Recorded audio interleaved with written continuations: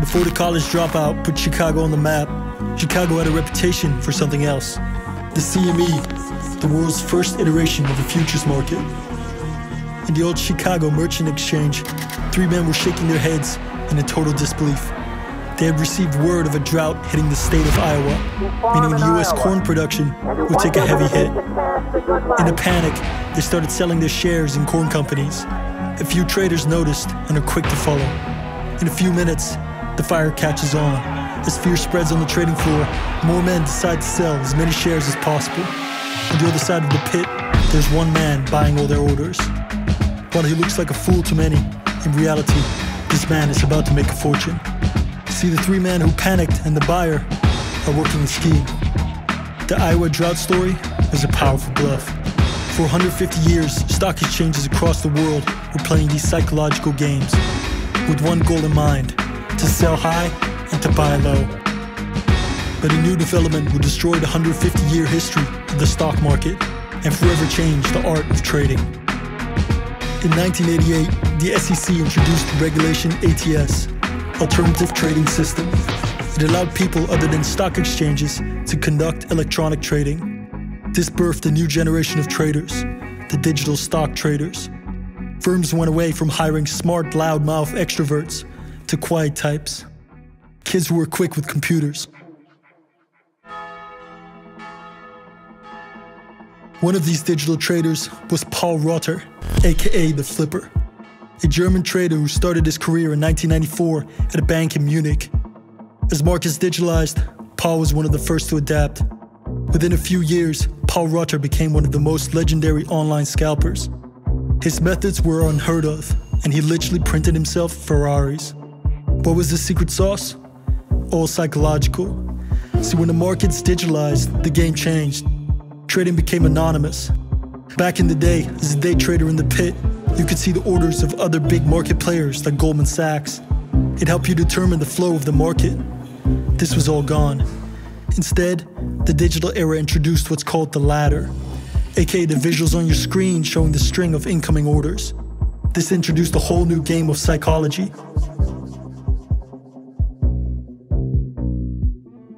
Paul focused on the boring old bond market, long-term government bonds to be precise.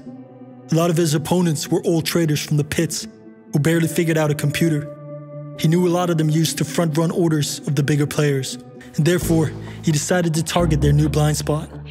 Here's how Paul typically set up his trades. First, he would flood the market with massive sell orders.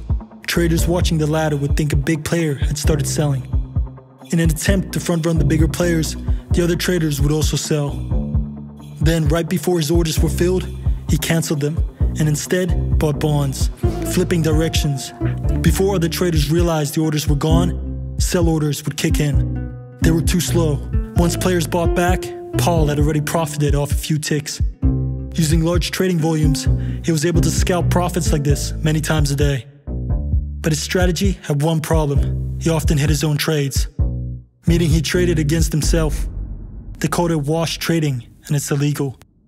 After receiving warnings from the exchange, Paul contacted his software company, Trading Technologies. After sharing his problem, they developed a software switch called Avoid Orders That Cross. It ensured he never hit his own orders. Unknowingly, they had created a monster. Paul could now change directions in an instant, placing buy orders alongside his sell orders. It left his opponents dumbfounded. It was like getting crossed by Michael Jordan in the 80s. Before you realized what happened, he had already scored a point.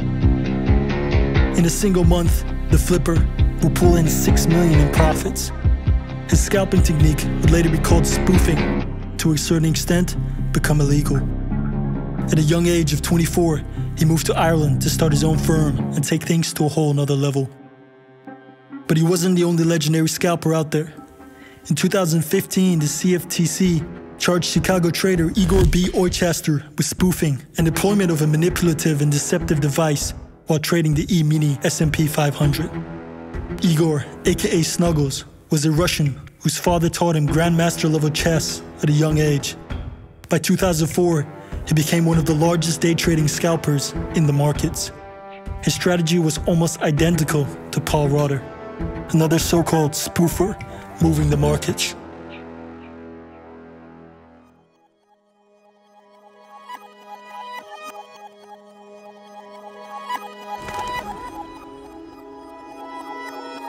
Last but not least, there was Nav, aka the Hound of Hounslow, a young Indian immigrant from the streets of London, trading out of his parents' house bedroom. He had already made his first million as a skilled scalper before he got into spoofing out of frustration. Nav was one of the first to notice lots of big players were doing it. He complained about it many times to the exchanges, but they never did anything. To fight the corrupt system, he joined the dark side and started spoofing. These three legendary day traders had global reputations. When they threw their weight around in the markets, other traders felt it. Their large volume size meant they often clashed as they tried to hit each other's trades. They printed thousands of dollars until a whole different type of trader entered their rank.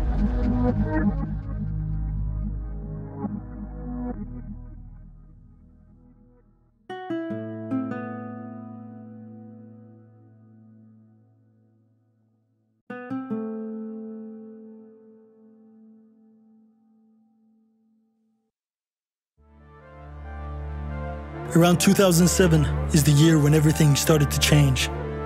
While some firms dedicated their time to developing a new generation of traders, other firms were placing their bets elsewhere.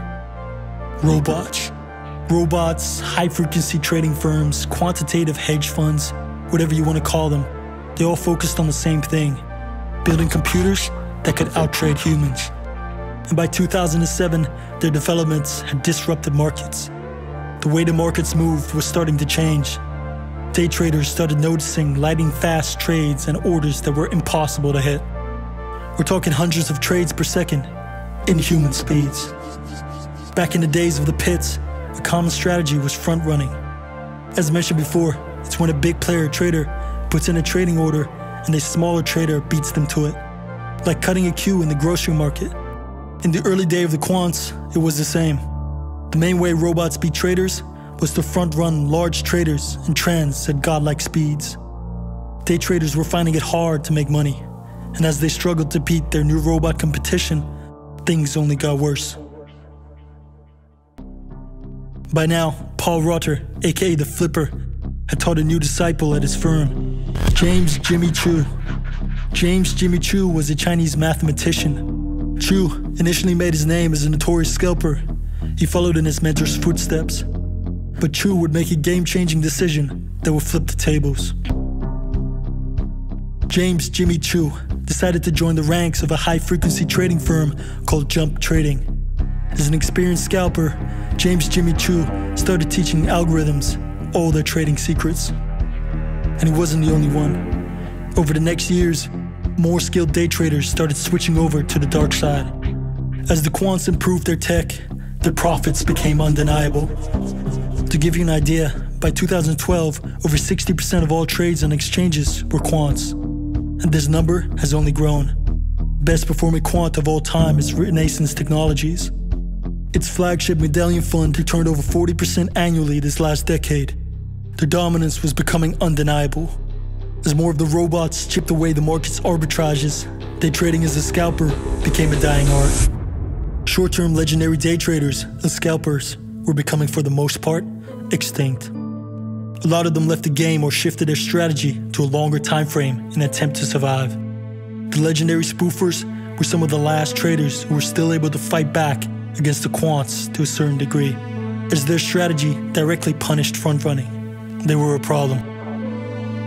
So, what do you do when you and a few fellow quant firms are a majority of volume on the exchanges?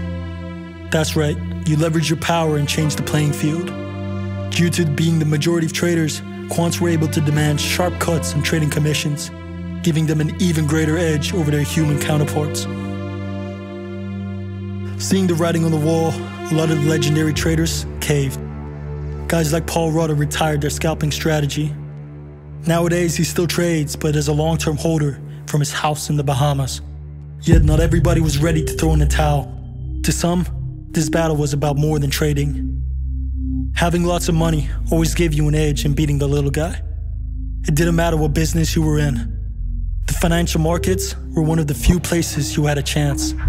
Having sharper instincts and strategies could turn a broke kid into a millionaire, regardless of your background or skin color. But the introduction of quants meant once again, being rich and having connections gave you an unfair edge. While a lot of traders have voiced their frustrations with the system on Twitter and Reddit, a few take action. One of these legendary scalpers who refused to back down was Nav, aka the Hound of Hounslow. He embarked on a mission to beat the quants. Nav and a few remaining legendary traders started using their large personal capitals to develop weapons of their own. While many tried to emulate big player quants, Nav stood out. His genius made him develop a trading algo that was opposite of quants, emphasizing his spoofing strategy. But while Nav developed his own unique system, the quants made their move. Disciples like Chu, now big players of quant firms, started lobbying against the remaining spoofers. They wanted regulators to outlaw their strategy.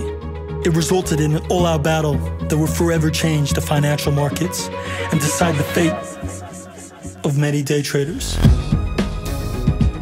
Tune in for the next episode where we uncover the story of Nav, his genius, and how he beat the quants. Thank you guys for watching.